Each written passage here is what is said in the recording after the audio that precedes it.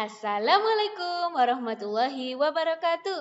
Hai anak-anak, berjumpa lagi dengan Ustada Emma dalam pembelajaran Bahasa Indonesia kelas 6, tema 2, subtema 2. Dalam pembelajaran kali ini, kalian diharapkan mampu menggali informasi penting dari buku sejarah menggunakan aspek apa, di mana, kapan, siapa, mengapa, dan bagaimana.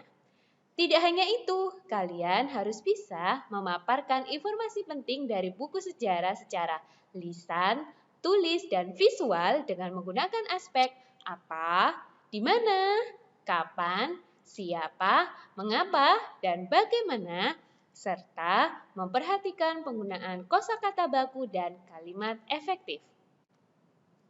Nah, anak-anak, di pembelajaran pertama, kalian belajar untuk menuliskan informasi penting suatu teks menggunakan kalimat efektif. Anak-anak, kita dapat menuliskan kembali informasi penting yang terdapat dalam suatu teks. Hal tersebut memudahkanmu untuk mengingat informasi yang sudah kamu temukan dalam suatu teks. Informasi yang kita peroleh sebaiknya ditulis dengan menggunakan kalimat efektif. Nah, apa sih itu kalimat efektif anak-anak? Ada yang tahu? Kalimat efektif adalah kalimat yang memiliki susunan sesuai kaidah bahasa Indonesia yang tercantum dalam PUEBI atau Pedoman Umum Ejaan Bahasa Indonesia dan menggunakan kata yang sesuai. Kalimat efektif memiliki susunan yang berurutan, yaitu S sebagai subjek, P predikat, O objek, dan K keterangan. Nah, anak-anak, ciri-ciri kalimat efektif itu bagaimana sih? Berikut ini ciri-cirinya. Yang pertama, memiliki unsur penting atau pokok. Nah, unsur ini meliputi subjek dan predikat. Yang kedua, ditulis menggunakan kosakata baku. Yang ketiga, memenuhi ejaan yang berlaku. Dan keempat, bermakna logis dan mudah dipahami. Serta tidak menggunakan dua kata atau lebih yang bermakna sama sehingga dapat membingungkan para pembaca. Nah, sekarang coba kalian perhatikan contoh berikut. Seluruh bangsa Indonesia mempertahankan kemerdekaan. Seluruh bangsa Indonesia di sini berlaku sebagai subjek.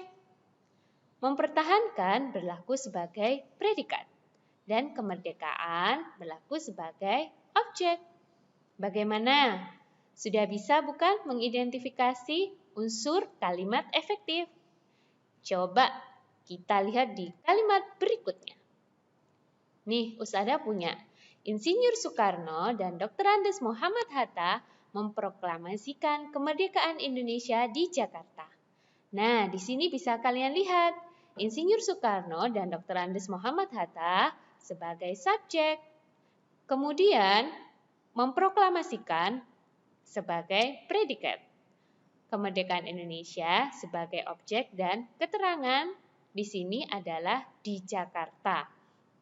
Perlu kalian ketahui anak-anak, subjek dapat berupa orang, ya. Kemudian predikat adalah hal atau yang dilakukan, kegiatan yang dilakukan oleh si subjek tersebut.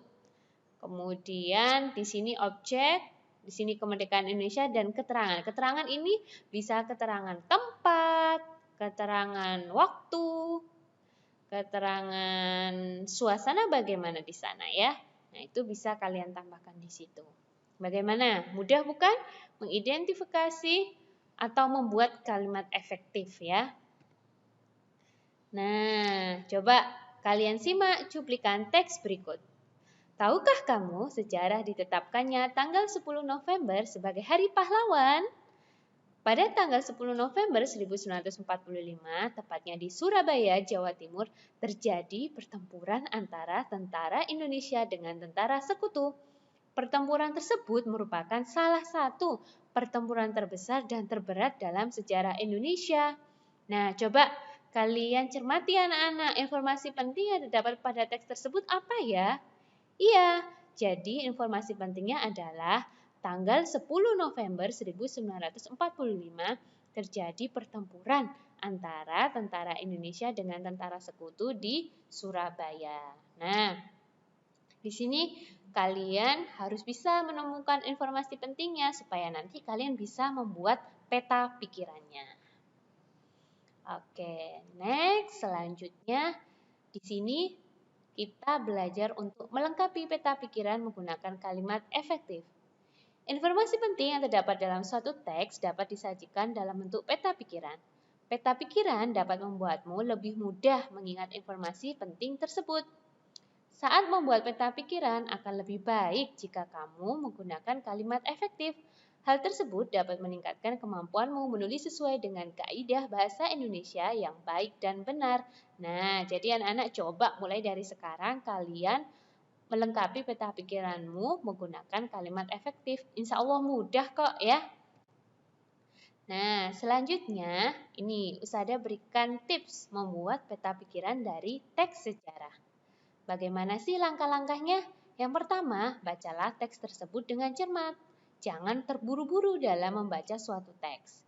Yang kedua, buatlah kerangka peta pikiran menggunakan aspek apa, di mana, kapan, siapa, mengapa, dan bagaimana.